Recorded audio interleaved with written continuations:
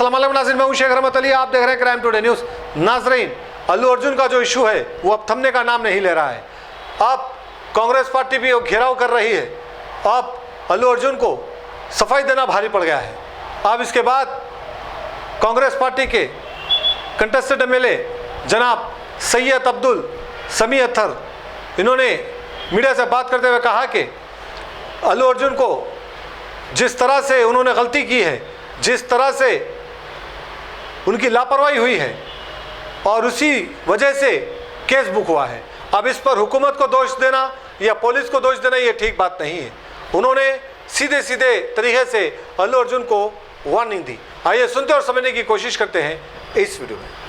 साथियों, जैसा कि आप जानते हैं कि संध्या थिएटर में जो एक्सीडेंट हुआ है, जो पुष्पा मूवी के लिए, जिसमें एक महिला की जान चली गई और एक मासूम बच्चा अपनी जिंदगी और मौत के बीच में अपनी जिंदगी की लड़ाई लड़ रहा है।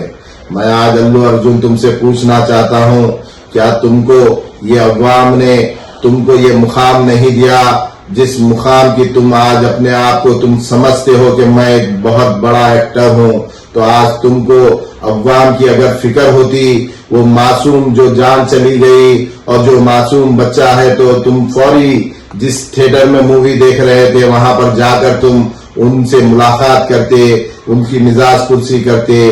तुमने ये नहीं किया और तुमने पटाखे फोड़े और तुम जिस तरीके से अवाम के सामने अवाम की जान को नुकसान पहुंचाते हुए अवाम को एक दूसरे के ऊपर अवाम गिर रही है, उनकी जान की फिक्र नहीं की। और अलबत्ता फिर उसके बाद तुमने पूरी इंसानियत को एक शर्मसार कर दिया।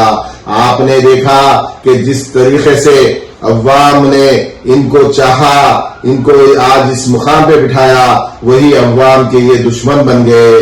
मैं इनसे पूछना चाहता हूं कि अल्लू अर्जुन बताओ, क्या तुमने कभी अपने बच्चे को इस तरीके से, जिस तरीके से ये अवाम तुमको बेतहाशा पसंद करती है, क्या तुम्हारा बच्चा अपनी पसंद से कहीं कोई एक्टर के सामने इस तरीके से तुम अपने बच्चे को जाने देते?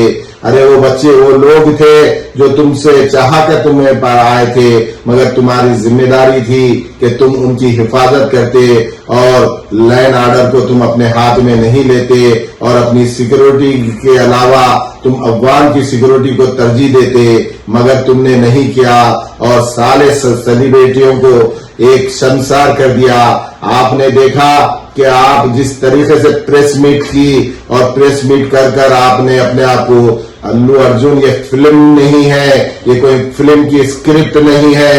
एक मासूम की जान चली गई, एक फैमिली की एक माँ चली गई, एक शौहर की बीवी बन गई और तुम इस तरीके से अपनी अना को लेकर बैठे हो।